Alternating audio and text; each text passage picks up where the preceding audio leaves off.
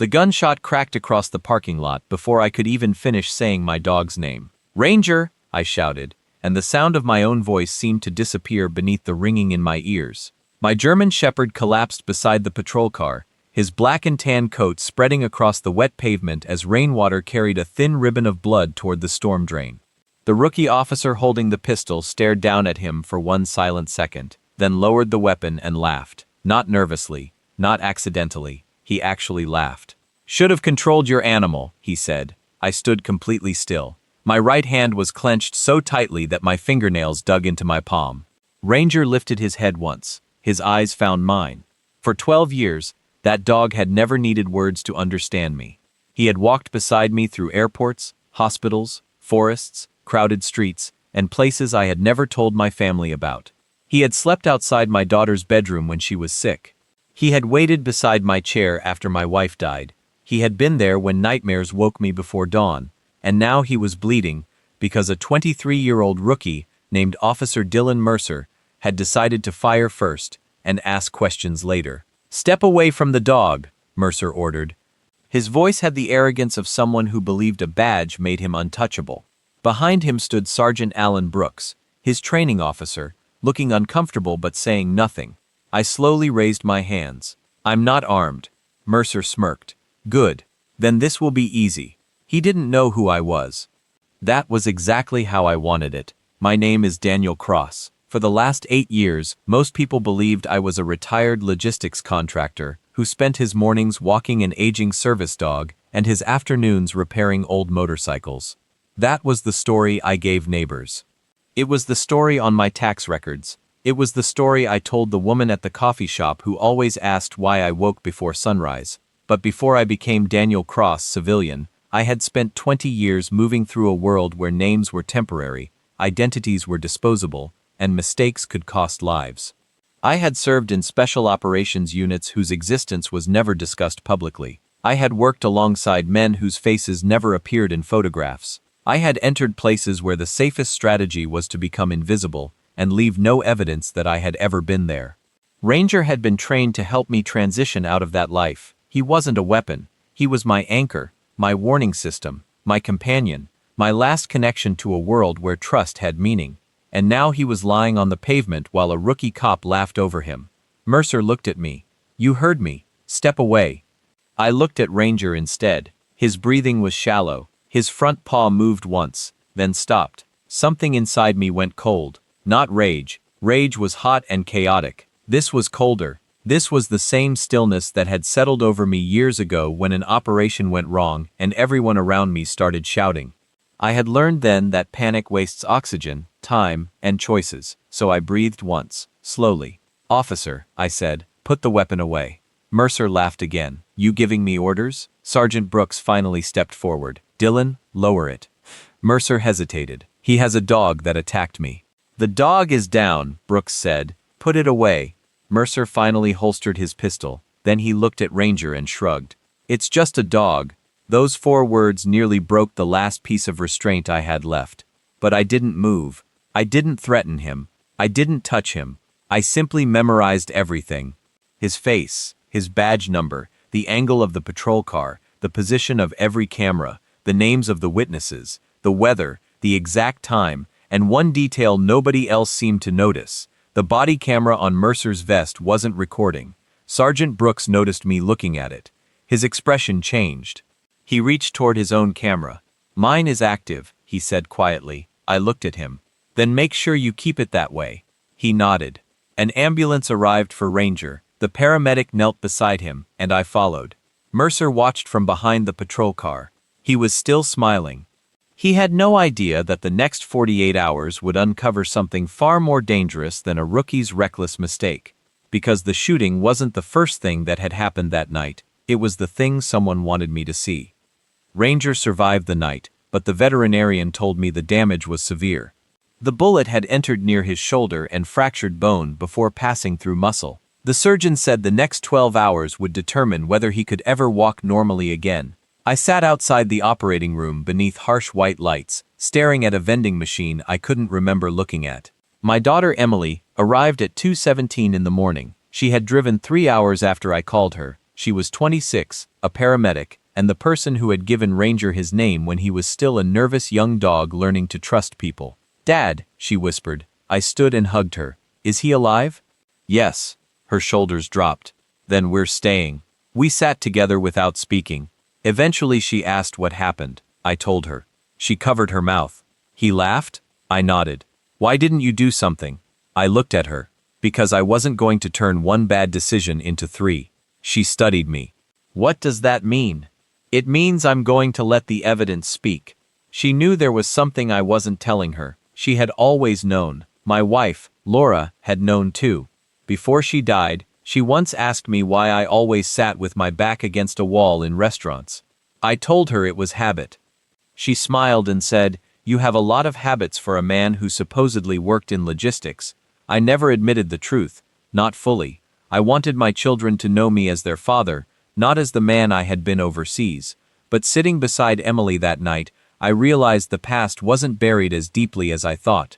At sunrise, Sergeant Brooks arrived at the hospital. He looked exhausted. "How's the dog?" "Alive." He nodded. "Good." I looked at him. "Why was Mercer's camera off?" Brooks hesitated. "He says he activated it when he drew his weapon. It wasn't recording." "I know. Convenient." Brooks looked toward the hallway. "I didn't come here to defend him." "Then why are you here?" He lowered his voice. "Because I think something's wrong." He told me Mercer had joined the department only 7 months earlier. His training evaluations were inconsistent. He had been warned twice about escalating routine encounters. One complaint had been quietly dismissed. Another had disappeared from the system. "Why?" I asked. "Internal review." "Who handled it?"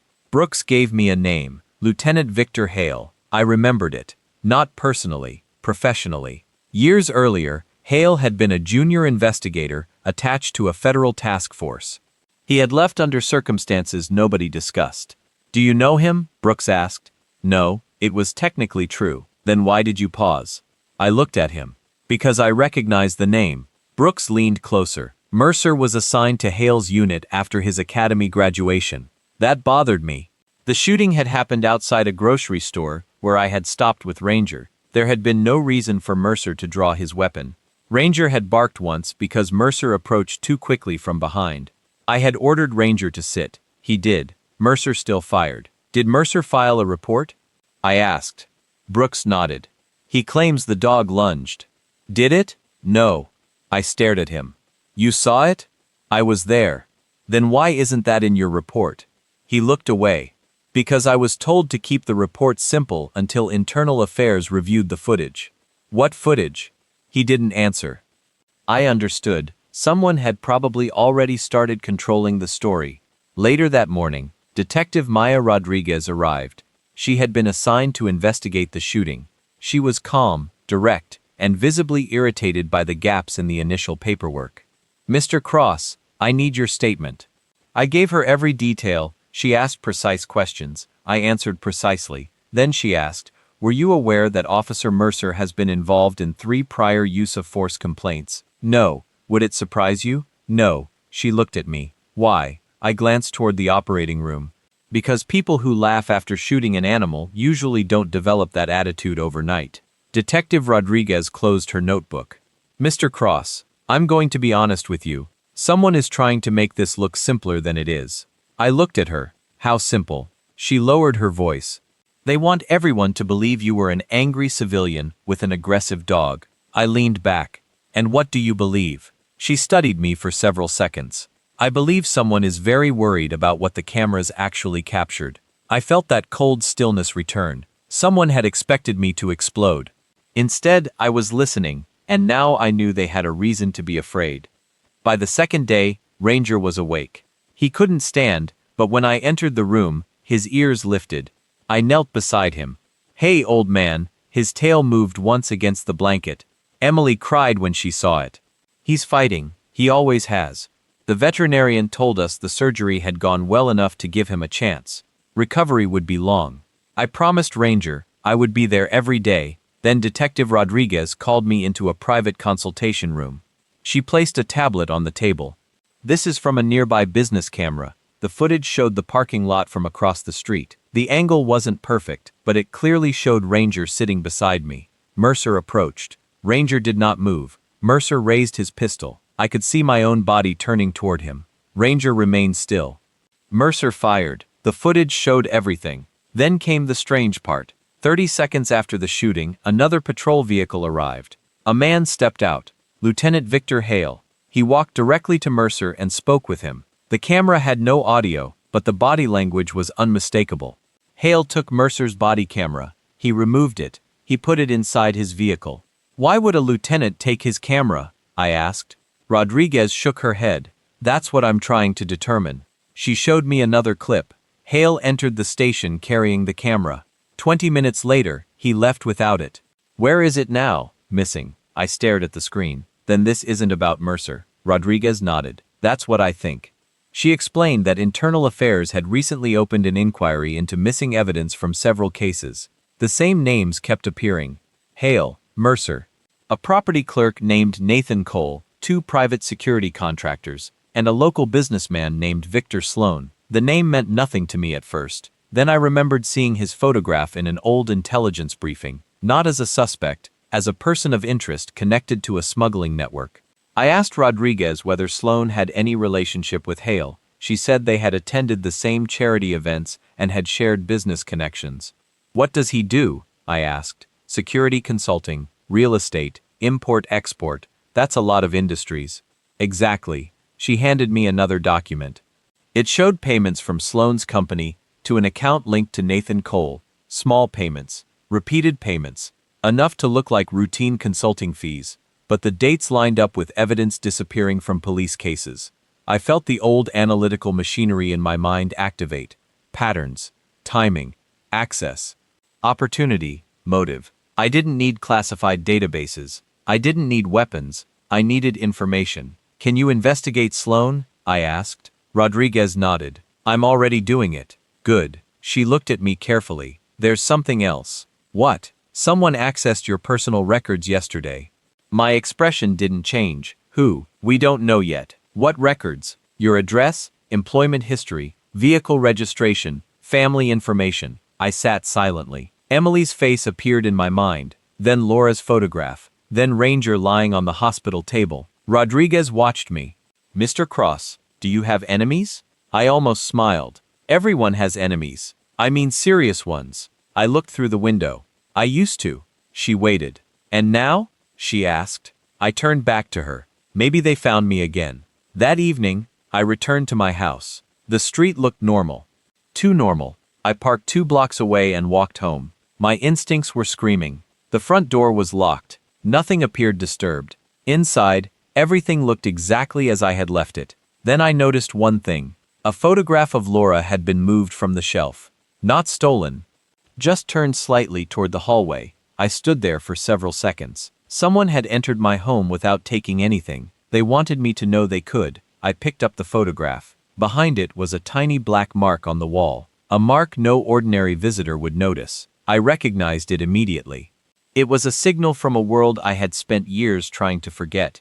And suddenly I knew this wasn't a random corruption case. Someone had recognized me. The next morning, I contacted an old colleague named Marcus Reed. He was one of the few people from my former life I still trusted completely. He answered on the 3rd ring. "Daniel?" "Marcus." Silence. Then he said, "I heard about the dog." "How?" "News travels. I need information." "You know we don't do that anymore." "Neither do I." Another silence. "What's happening?" I told him about Hale, Mercer, Sloan, and the missing evidence. Marcus listened without interrupting. When I finished, he said, "Victor Hale was never clean. I suspected. You remember the overseas procurement investigation?" "Yes." "Hale was one of the analysts who disappeared from the case files. Why?" "Because he started selling access." My jaw tightened. To whom? Private contractors, smugglers, anyone who paid. And Sloan? Sloan financed some of them. Marcus warned me that the network wasn't interested in me personally. They were interested in something they believed I still possessed. "What?" I asked. "Knowledge. I left that life years ago. They don't know that." Marcus explained that several former operators had become targets because criminal groups believed they retained access to old intelligence networks. Most were harmless assumptions, but someone had apparently built a theory around me. What theory? That you kept a contingency archive. I laughed once. I didn't. I know. Then why are they looking? Because someone told them you did. That changed the stakes. If Sloan believed I possessed sensitive information, the shooting of Ranger might have been a deliberate provocation. They wanted to make me react. They wanted me frightened enough to reveal where I kept something they believed existed. Marcus, I said, did anyone from the old program ever mention Sloan? Once. What did they say? They said he collects leverage, people, information. I ended the call and sat quietly. I realized what had happened. Ranger hadn't necessarily been the target. I had been. The dog was leverage. My family was leverage. The missing camera was leverage. They wanted to construct a narrative around me, then use that narrative to force me into making a mistake. That was the kind of operation I understood. I had spent years recognizing traps designed to provoke predictable reactions. Now I was inside one. I contacted Rodriguez and told her everything I had learned. She listened. If you're right, the shooting was intentional. I think it was a test. A test for what? To see whether I still react like the person I used to be. She looked at me. Do you? No. She paused. Then what are you going to do? Let them believe I haven't figured it out. Rodriguez agreed to keep the information restricted. We created a legal strategy based on documented evidence.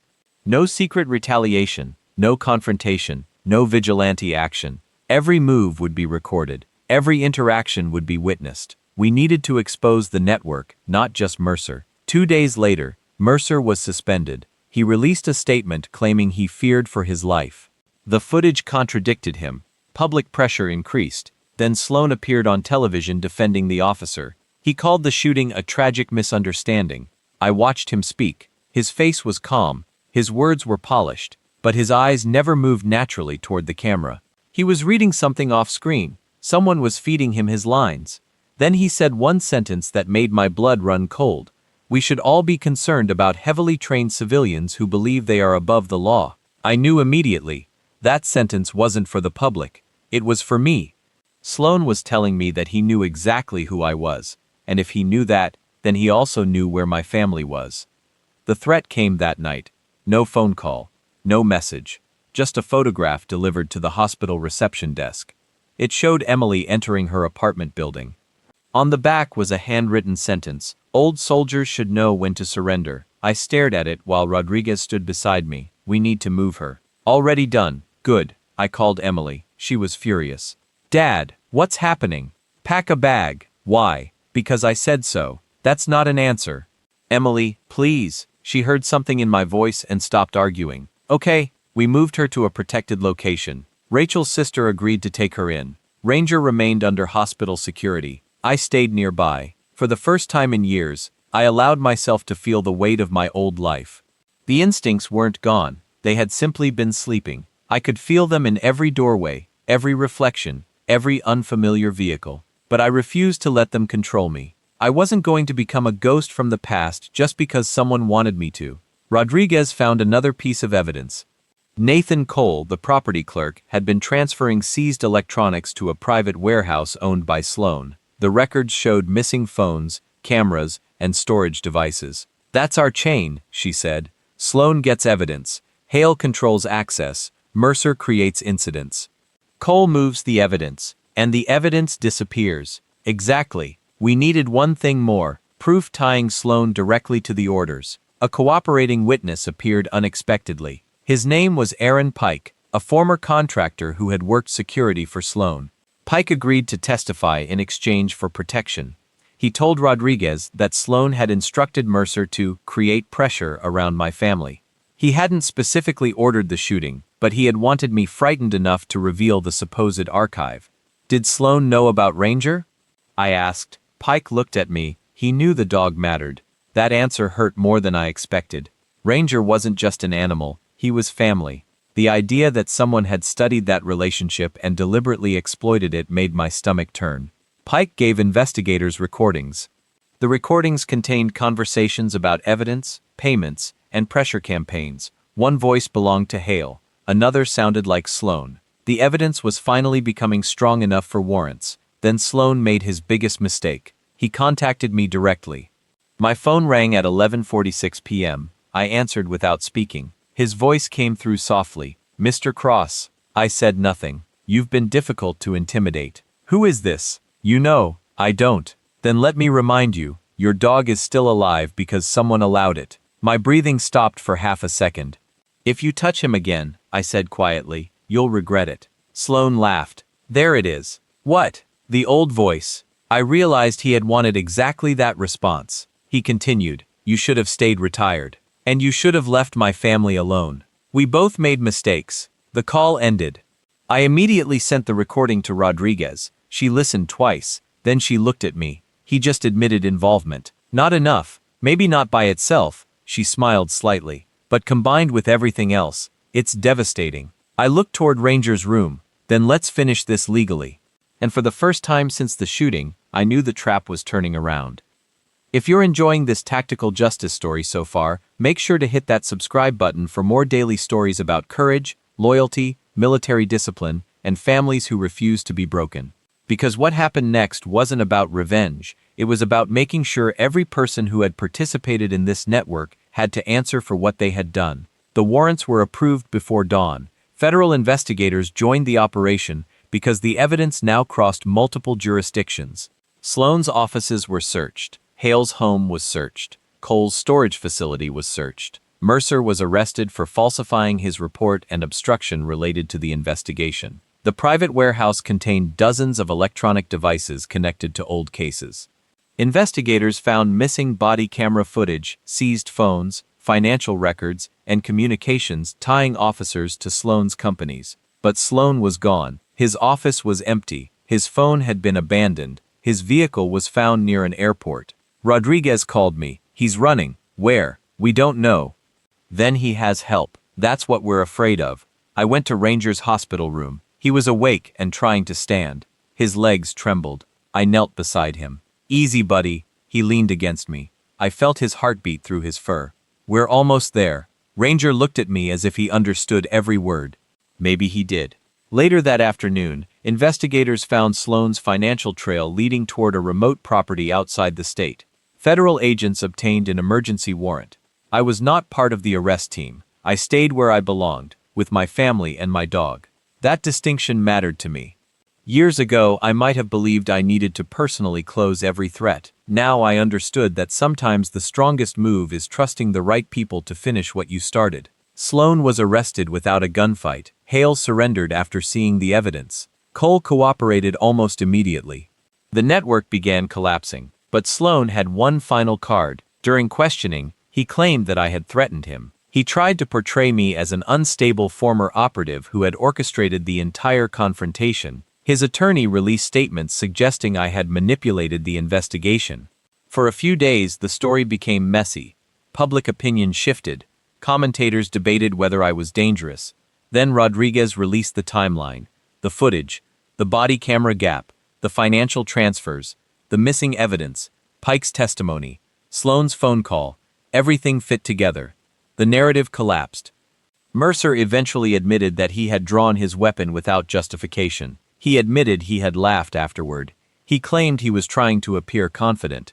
The prosecutor asked him why. Mercer had no answer. When the case finally reached court, I sat beside Emily and watched the proceedings.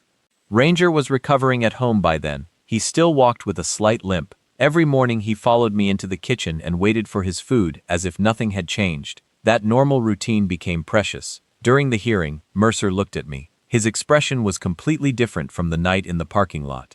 No laughter, no arrogance, just exhaustion. He finally said, "I'm sorry." I believed he regretted what happened, but regret didn't erase consequences. I told him, "I hope you learn from this." Then I looked away. I didn't need him to suffer. I needed him to understand.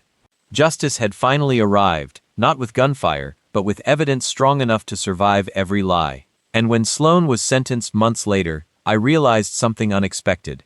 I wasn't thinking about him anymore. I was thinking about Ranger walking beside me in the morning.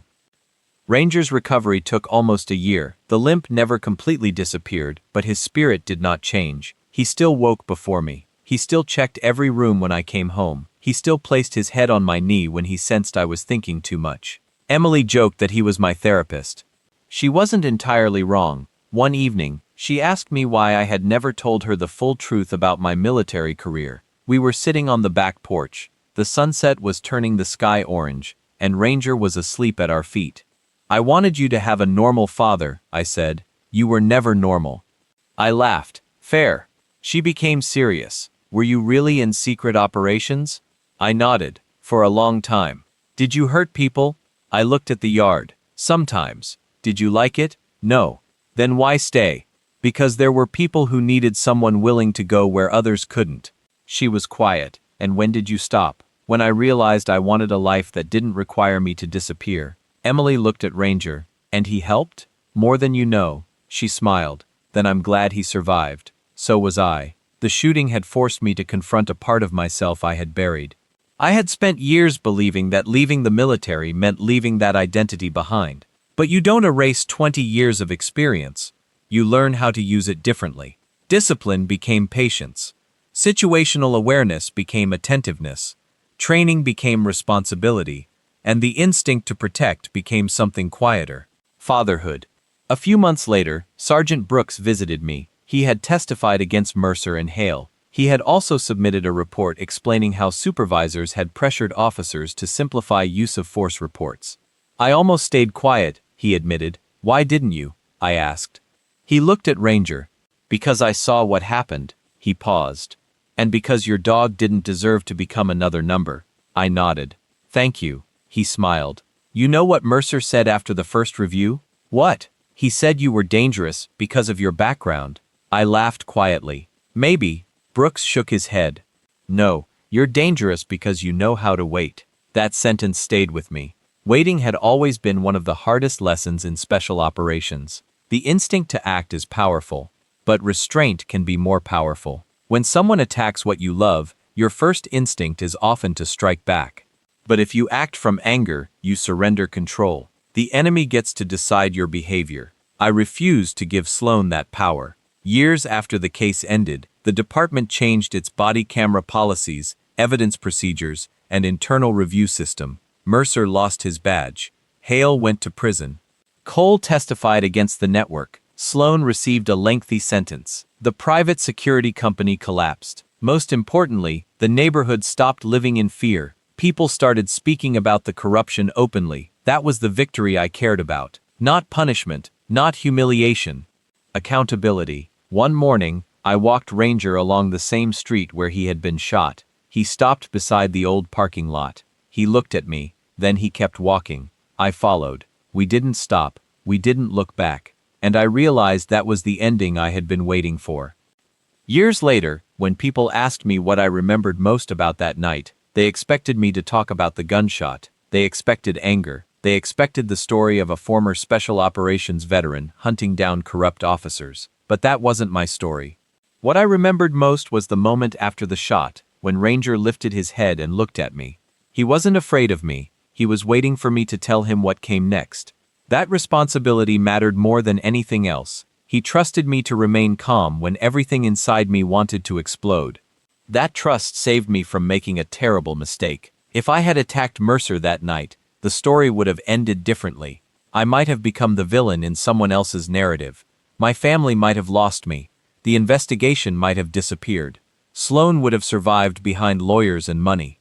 Instead, I chose evidence. I chose patience. I chose my family. And because of that, the people responsible eventually stood in court and answered for their actions. Ranger never understood the legal details. He didn't care about warrants or testimony or federal investigations. He cared about one thing, that I came home every day, that I sat beside him, that I scratched behind his ears. That was enough. Emily eventually became a senior paramedic and started volunteering with service animal organizations. She said watching Ranger recover changed her perspective on trauma. She wanted other families to understand that recovery doesn't always mean returning to exactly who you were before. Sometimes recovery means discovering who you can become afterward. I understood that. My own recovery had taken decades. Ranger simply reminded me that healing is measured in steps. Some days are good, some are painful, some require patience, but every step counts. One afternoon, I found Ranger lying beneath the old oak tree in our yard. His muzzle had turned gray. His eyes were still sharp. I sat beside him. You know, I said, you were supposed to be the easy part of retirement. His tail tapped the ground. Instead, you got me investigated by half the state. His ears moved. I laughed. I'm kidding. He rested his head against my leg. I looked toward the house. Emily was visiting. Her laughter came through the open window. For the first time in years, I felt no need to check the perimeter. No need to study every vehicle. No need to wonder who was watching. The danger was gone. More importantly, I was no longer living as though danger was inevitable. That was another lesson I had learned. Special operations had taught me how to survive hostile environments. Retirement taught me how to live in peaceful ones. And Ranger had helped bridge the distance between them. The rookie cop thought he had shot a dog. He had no idea he had triggered an investigation that exposed an entire network. He thought laughing would make him look powerful. It made him look small. Sloan thought my military history made me predictable. It made me patient. Hale thought missing evidence could bury the truth. It only made investigators look harder, and I learned that the greatest revenge isn't always making someone feel the pain they caused. Sometimes it's making sure they can never cause that pain again. Ranger survived. My family survived. The truth survived. That was enough. There was one final moment I never expected. Nearly 3 years after the shooting, I received a letter from Mercer. I almost threw it away. Instead, I opened it. He wrote that prison had given him time to think about what happened. He admitted he had been arrogant. He admitted he had been influenced by officers who taught him that civilians were obstacles instead of people. He admitted that laughing after the shooting was one of the most shameful moments of his life. He didn't ask for forgiveness. He said he didn't deserve it. He simply wanted me to know that he understood what he had done. I folded the letter and put it away. Emily asked me later what it said. I told her. "Do you forgive him?" she asked. I thought about Ranger. I thought about the hospital. I thought about the blood on the pavement. "I don't know," I said. "But I don't hate him. What's the difference? Forgiveness is personal. Accountability is necessary." She nodded. That distinction stayed with me. We don't have to carry hatred forever to prove that something wrong happened. We can demand accountability without allowing anger to become our identity. That is what I learned after 20 years in secret operations and one terrible night at home. Training teaches you how to confront danger. Life teaches you when confrontation isn't the answer. Ranger eventually passed away peacefully at the age of 14. He was lying beside my chair when it happened. His breathing slowed. I placed my hand on his head. I told him what I had told him every night since the shooting. "Good boy." His tail moved once. Then he was gone. I sat there for a long time. Emily came over. We cried together. There was no dramatic music, no final battle, no enemy standing before us. Just silence, the kind of silence that comes when someone who has been part of your life for years is suddenly missing from it. We buried him beneath the oak tree. I placed his collar beside him. On the marker, I wrote only a few words. He stayed when others ran, because that was Ranger. He stayed. Through the nightmares, through the recovery, through the investigation, through the quiet mornings, through everything. When I returned to the house afterward, I noticed something strange. I no longer felt the need to sit with my back against the wall. I no longer checked the windows every few minutes. I no longer woke at every sound. Ranger had taught me something no mission ever could. Safety isn't the absence of danger. Safety is knowing you don't have to face it alone. And for 12 years, I had never been alone. The rookie who shot him never understood that. Sloan never understood that. None of them understood what loyalty could do. They thought fear was stronger than trust. They were wrong. Trust made us stronger. Evidence made us stronger. Family made us stronger. And when the final case closed, I didn't celebrate. I simply went home. I made coffee. I stood beneath the oak tree. And for the first time in years, I whispered, "We're safe now." The wind moved through the branches. Leaves fell across the grass. And somehow, it felt like Ranger was still there. So if there is one thing I want you to take from my story, it isn't that I was once a special operations veteran. It isn't that I knew how to read a threat or stay calm under pressure. It isn't even that a corrupt network was eventually exposed. The real lesson is simpler. When someone tries to provoke you into becoming the worst version of yourself, don't give them that victory. They wanted me angry. They wanted me reckless.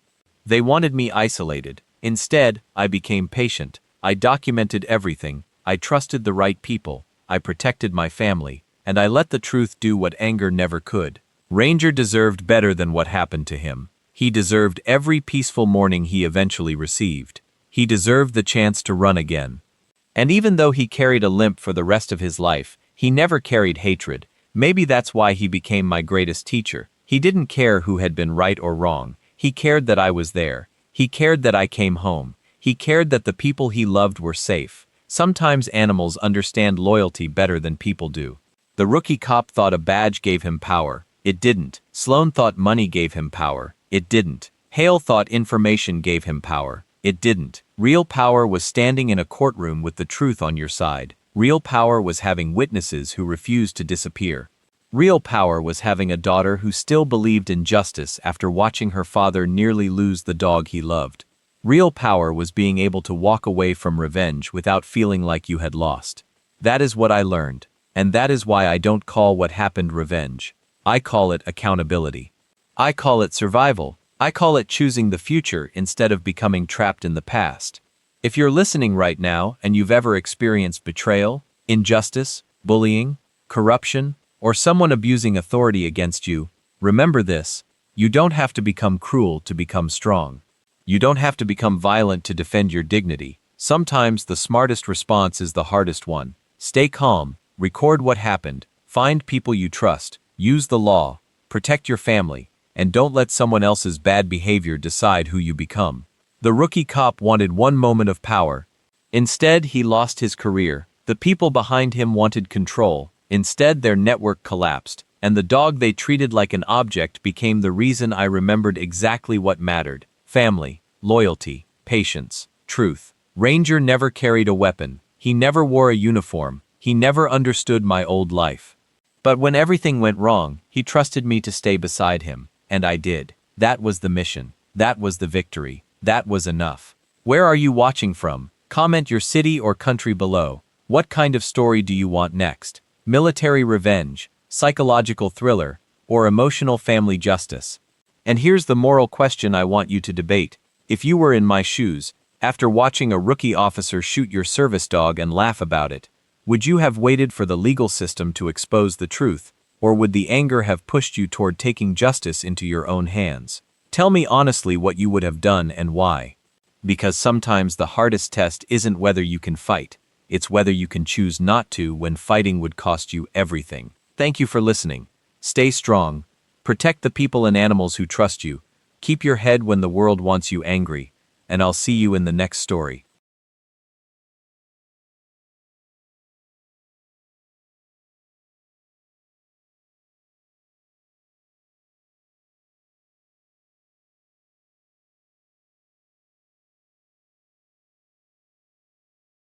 Hello, my Karmanox channel subscriber. How are you? I hope my all subscriber is fine. Thanks for watching my video. Stories you like, comments. Thanks for again all my subscriber. I daily provide you best and best story. You thanks, you appreciate my stories, and you must be share your friends and family my all stories. You know I am too much effort for creating a story video. I first write a story, then use I am too much AI tool for creating a best voice, and again use a visual tools and create a same as story visuals, and add story editing software. Use too many time I waste for creating story, but I am happy you like stories and channel subscribe. I hope you next all time you with me. You thanks your all my subscribers. Here any question or personal, send me my mail. Your any suggestion for below the text comments box. I will reply you must within a day. Thanks for your all my families, YouTube families. I happy with my YouTube, your family. Thanks again and thanks. God bless you.